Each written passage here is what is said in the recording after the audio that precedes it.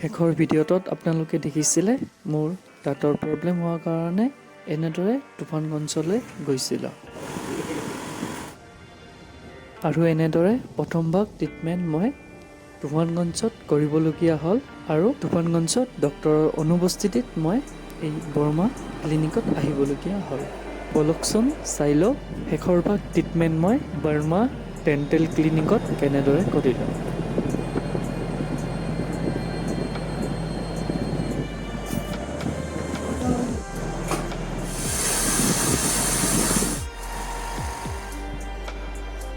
আৰু এইখিনিতে এটা কথা ক'ব বিচাৰোঁ যে যদি আমাৰ কাৰোবাৰ দাঁতৰ বিষ বা দাঁতৰ কেনেকুৱা প্ৰব্লেম দেখা দিয়ে তেতিয়াহ'লে অতি শীঘ্ৰে দন্ত চিকিৎসকৰ ওচৰত যোৱাটো খুবেই প্ৰয়োজন।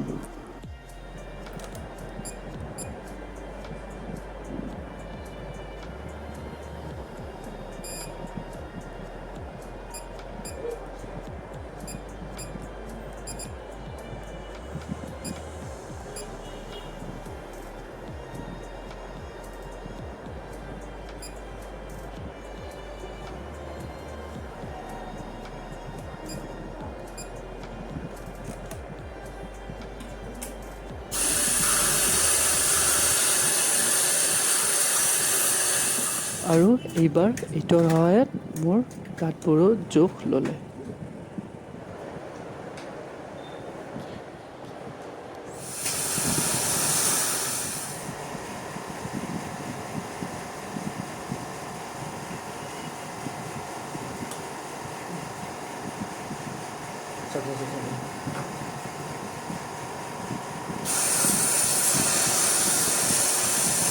ফাইনেলি এনেদৰে মোৰ গোটেই দাঁতৰ ট্ৰিটমেণ্ট অৰ্থাৎ প্ৰচেছখিনি আপোনালোকক দেখুৱালোঁ আৰু একেবাৰে এইবাৰ দাঁতৰ অকণমান ষ্টেলিং অৰ্থাৎ দাঁতখিনি অকণমান চাফা কৰি দিবলৈ দিলোঁ।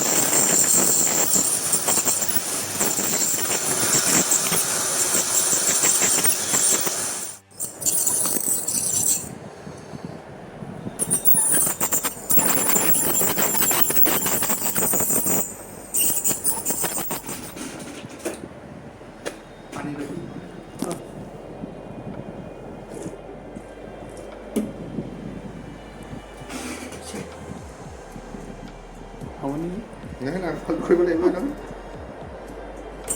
ভিতৰ ফালটোহে কৰাইছে এই তলৰ ফ্ৰণ্টৰ দাঁতকেইটাহে গৈছিলে কৰা আছে